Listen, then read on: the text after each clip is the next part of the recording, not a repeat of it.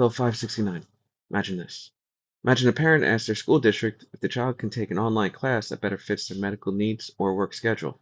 The district says no because it costs too much, and the parent appeals, but the final decision is made by the same local board that already said no. What the bill says it does.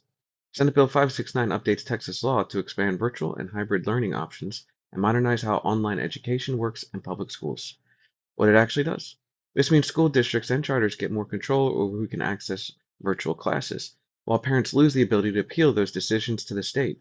It also opens the door for private companies to run full virtual programs, with oversight mostly handled through future agency rules instead of clear limits in the law. Who benefits?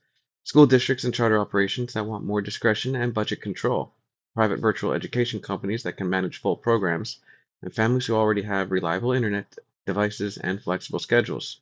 Who pays the price? Parents whose children are denied access with no state level appeal. Students in low income or rural areas without devices or broadband community that lose transparency when education services are handed to private vendors. Why it matters. Virtual learning can be a lifeline for some students, but access is not equal. When decisions are based on cost and appeals stop at the local board, families without money or influence are all the first to hit the wall. When private companies run public education programs, accountability matters because education dollars come from taxpayers. Questions to ask your lawmakers.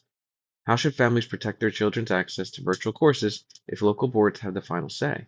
What safeguards ensure that cost-based denials do not widen gaps between wealthy and poor districts? Should there be regular public review of private vendors running full virtual programs? Bottom line, Senate Bill 569 expands virtual education on paper, but in practice, it shifts power away from families and towards local boards and private providers.